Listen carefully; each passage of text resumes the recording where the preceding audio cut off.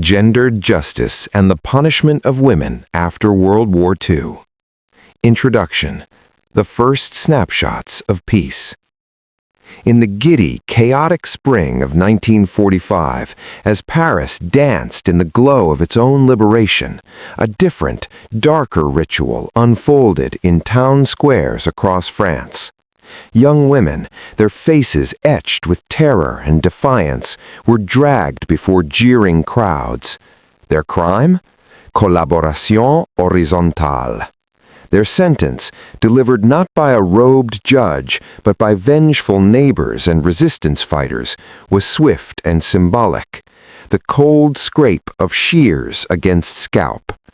As clumps of hair fell to the cobblestones, the crowd roared its approval. These images of shorn women paraded like trophies, swastikas painted on their foreheads, became some of the war's most indelible and uncomfortable final snapshots. But they tell only a fraction of the story.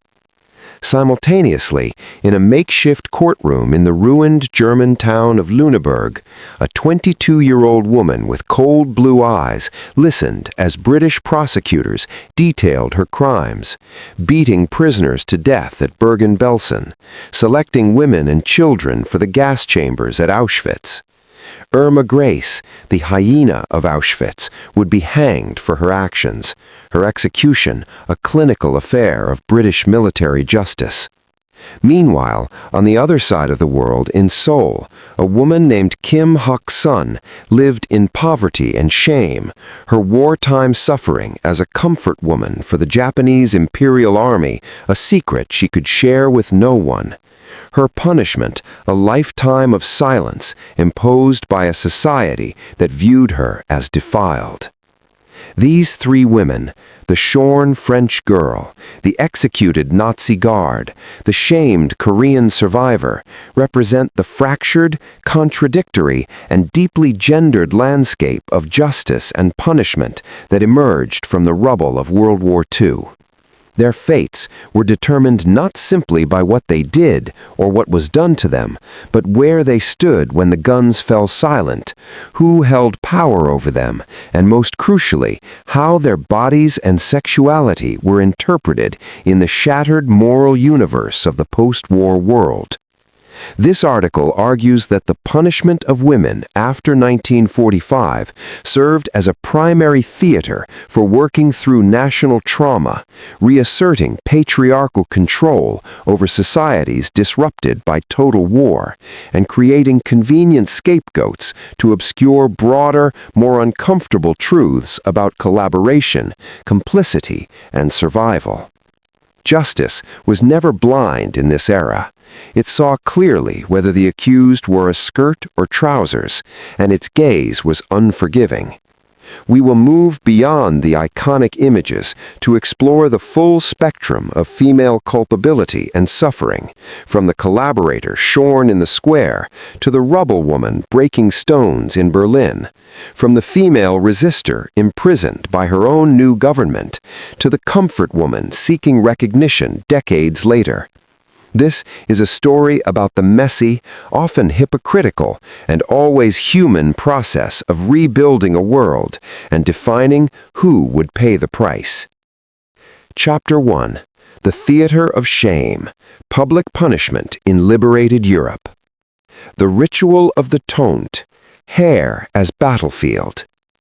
The public head shaving of women, la tonte in French, de bœuf kapping in Dutch, was not invented in 1945. The practice has ancient roots, used against adulteresses in medieval Europe and against widows in some Hindu traditions to denote loss of sexuality and social status. But in the context of liberation, it took on specific, potent symbolism. Historian Fabrice Virgili, in his seminal work Shorn Women, Gender and Punishment in Liberation France, estimates that between 20 and 40,000 French women underwent the shearing. Similar scenes played out in Belgium, Norway, Italy, and the Netherlands. The ritual followed a grimly consistent pattern, often orchestrated by local resistance groups or spontaneous mobs. Women accused of sleeping with the enemy were rounded up. Their heads were shaved, sometimes crudely in patches to maximize humiliation. Then, they were frequently paraded through the streets, often partially stripped, daubed with tar or painted with swastikas, and subjected to verbal and physical abuse. In some cases, they were forced to give Nazi salutes or kiss the portraits of collaborators. Photographers were invariably present, ensuring the shame would be permanent. Why hair? As anthropologists have long noted, hair is a powerful cultural signifier of femininity, sexuality, health, and identity.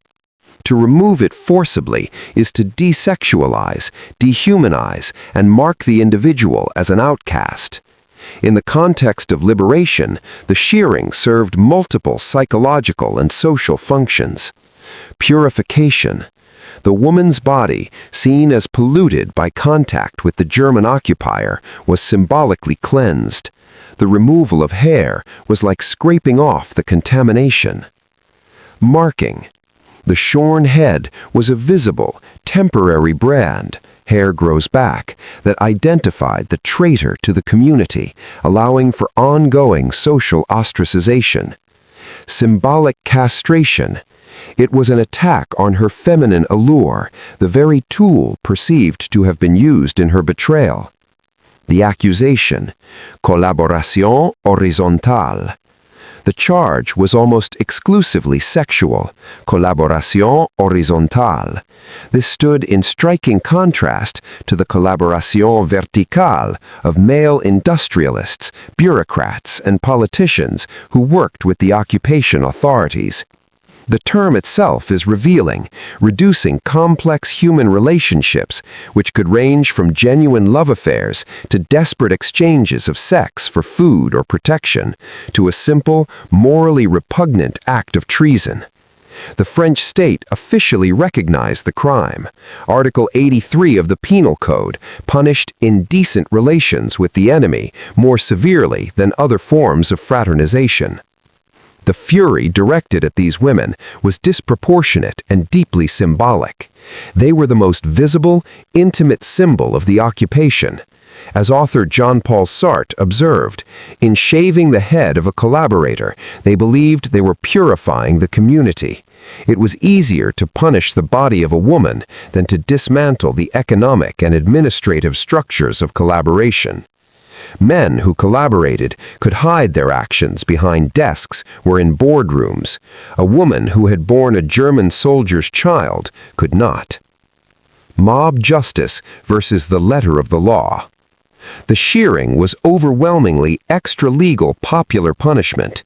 It often preceded any formal judicial process. The newly restored governments, struggling to establish authority, frequently tolerated or even tacitly encouraged these spectacles as a pressure valve for popular anger. However, formal legal mechanisms did exist. In France, the High Court and courts of justice tried over 18,000 women, while some, like the vicious radio propagandist Luce Perrault, executed, or the novelist and anti-Semitic pamphleteer Céline, faced severe penalties. Most received lesser sentences.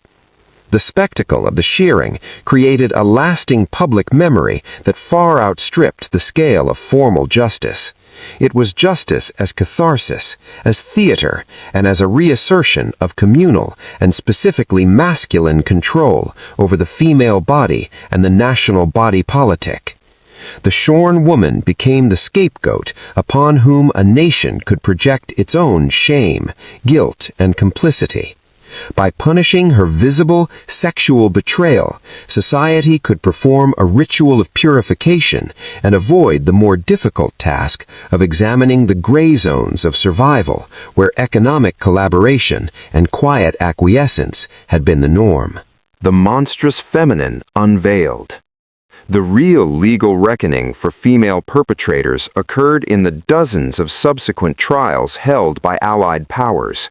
Here, the figure of the female concentration camp guard emerged in horrifying detail and was sensationalized by a global press hungry for villains.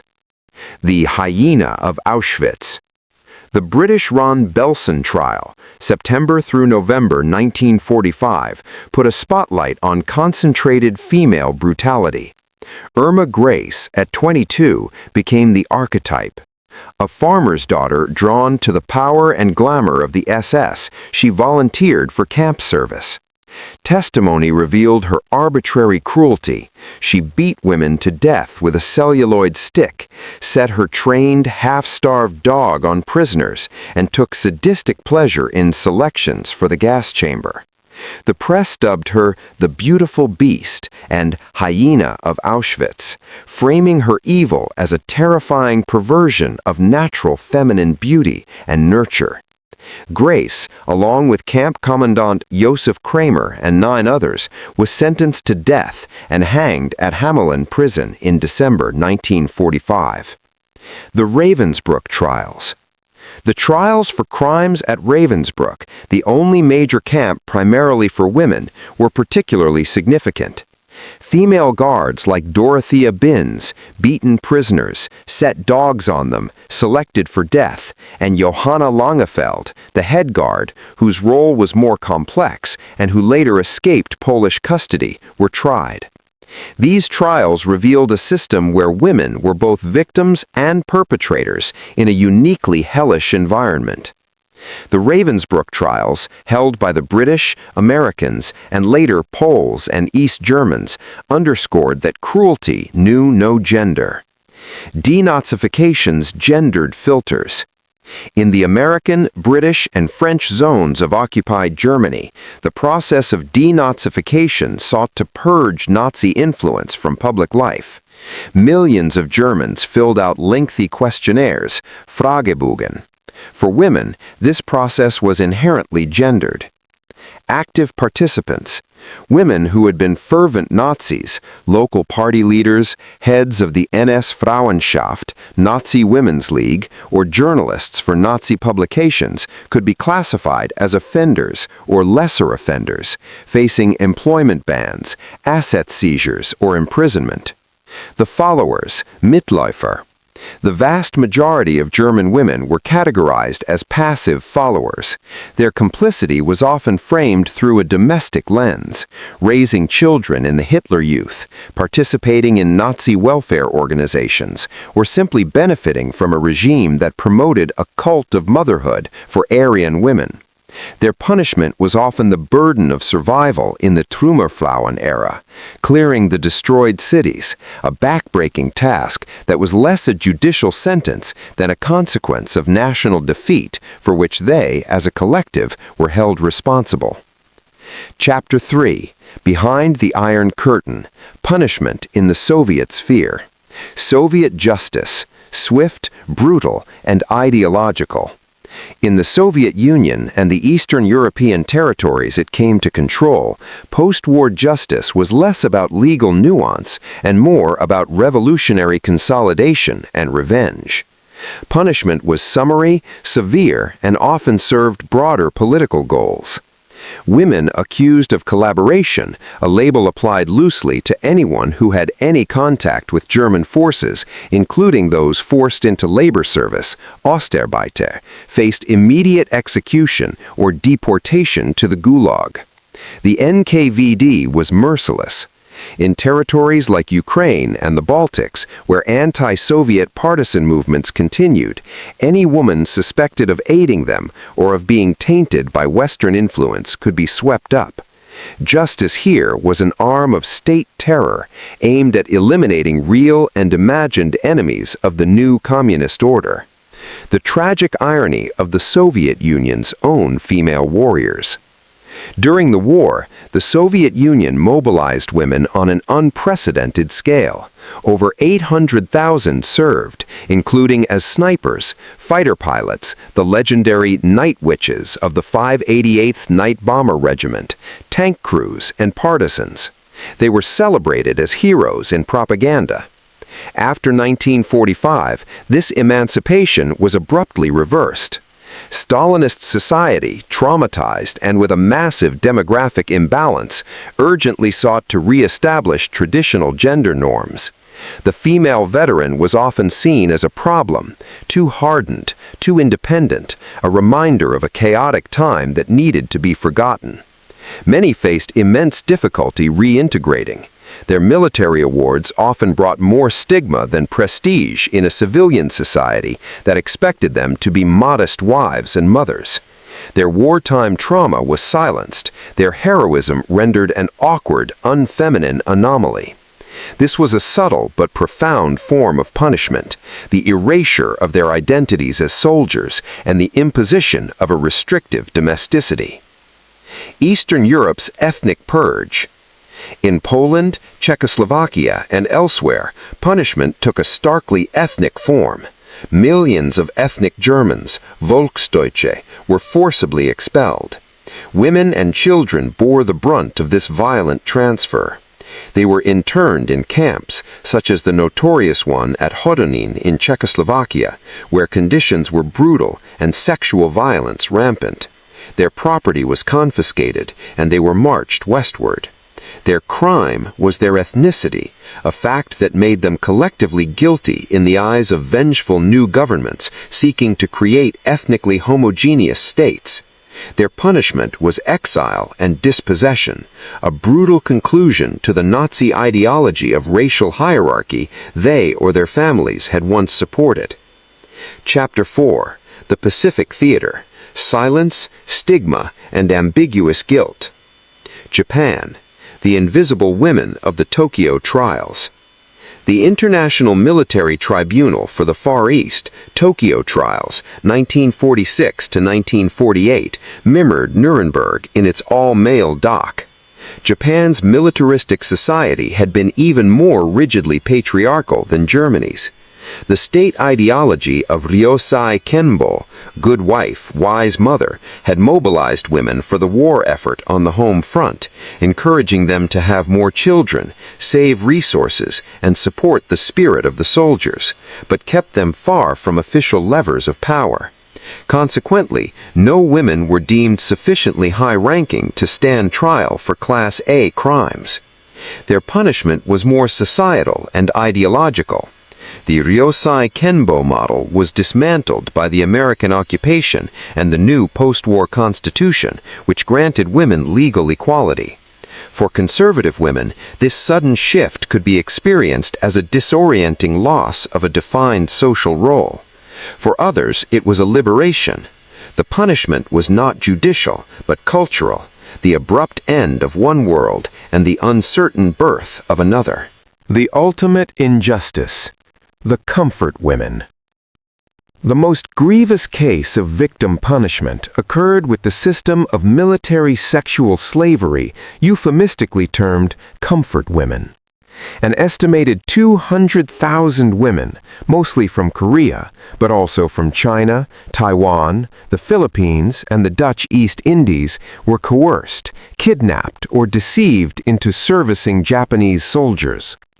Their punishment began the moment the war ended. Silence and shame. Returned to societies with strict Confucian or Christian morals, they were seen as defiled, a disgrace to their families. Most buried their past in silence, living with trauma and physical injuries, unable to marry or lead normal lives. Historical erasure. The Japanese government systematically ignored and denied the issue. Official histories were silent. The women were punished a second time by being erased from the record. The long road to recognition. It was only in 1991 when Korean survivor Kim Hak-sun became the first to publicly testify that the movement for justice began. Their fight has been for acknowledgement, a formal apology and reparations, a struggle against the punishment of oblivion that lasted for half a century. Their post-war fate stands as the starkest example of how the burdens of war and the requirements of honor were placed on the bodies of women who were then punished for their own violation. Local reckonings in Asia. In former occupied territories, there were localized trials.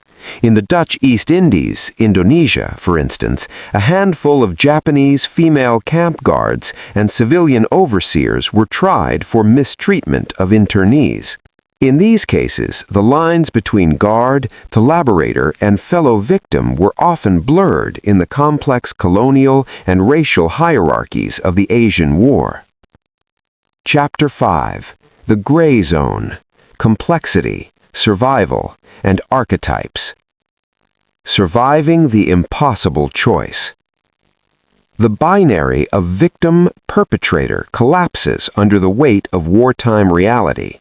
What of the Jewish capos in concentration camps, prisoners forced by the SS to police their fellow inmates, sometimes with brutality, to secure a slightly better chance of survival?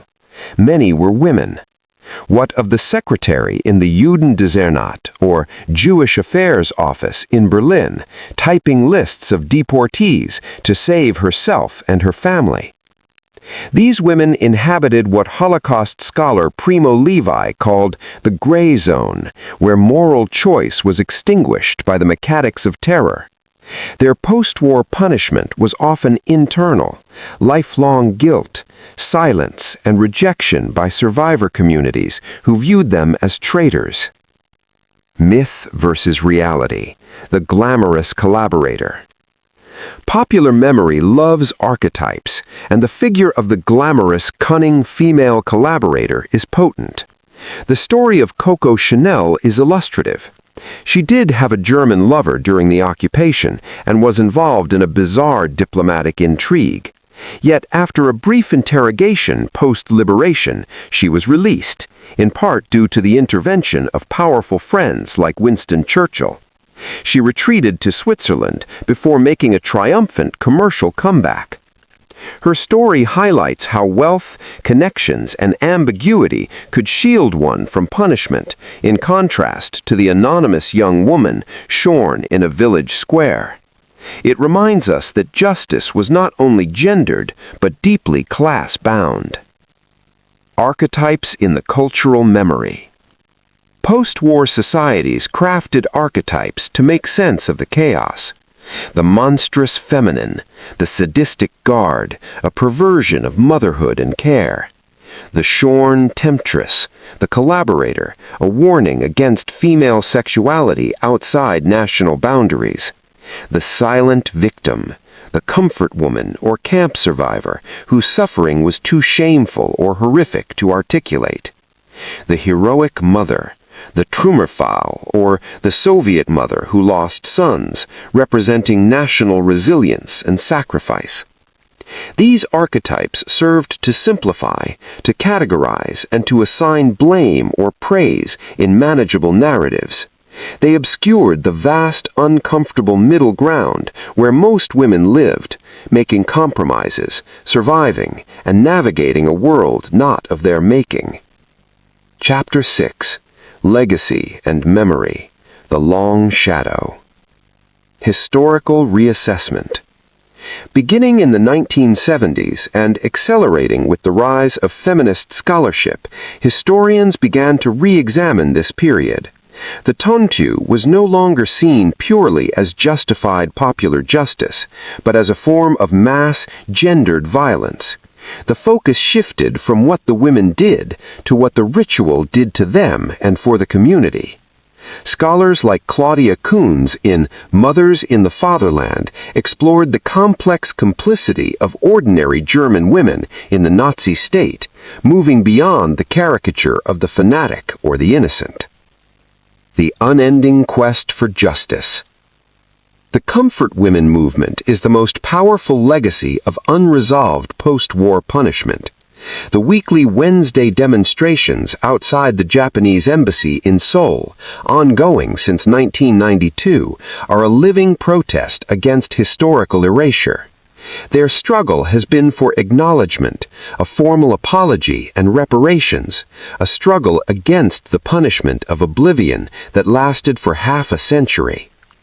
Their post-war fate stands as the starkest example of how the burdens of war and the requirements of honor were placed on the bodies of women who were then punished for their own violation. Cultural echoes. Literature and film have wrestled with these themes. Marguerite Duras' screenplay for Hiroshima on Moor in 1959 intertwined the memory of a Frenchwoman's shame, being shorn for loving a German soldier, with the atomic bombing. Bernhard Schlink's The Reader in 1995 and its film adaptation grappled with the guilt of the next generation loving a woman who was a former camp guard. These works explore the moral ambiguity and lasting psychological scars that formal punishments could not address. Contemporary parallels. The post-World War II treatment of women is not a closed historical chapter. In conflicts from Rwanda to Bosnia to Iraq, we see familiar patterns: the use of rape as a weapon of war, followed by the stigmatization of its survivors, the open shaming of women associated with defeated regimes, and the difficulty of integrating female combatants into post-conflict societies. The mechanisms of using female bodies as symbols of national purity or sites of revenge remain tragically current. Conclusion: the unsheared truth. The punishment of women after World War II was a kaleidoscope of motives and methods: the cathartic, communal violence of the shearing, the clinical, legal hanging of the camp guard, the silent, lifelong stigma of the comfort woman, the ideological purge of the gulag, and the societal pressure on the hero to disappear. These punishments reveal less about the individual guilt of women than about the profound anxieties of societies emerging from total war. Nations stripped of sovereignty reasserted it by controlling women's bodies.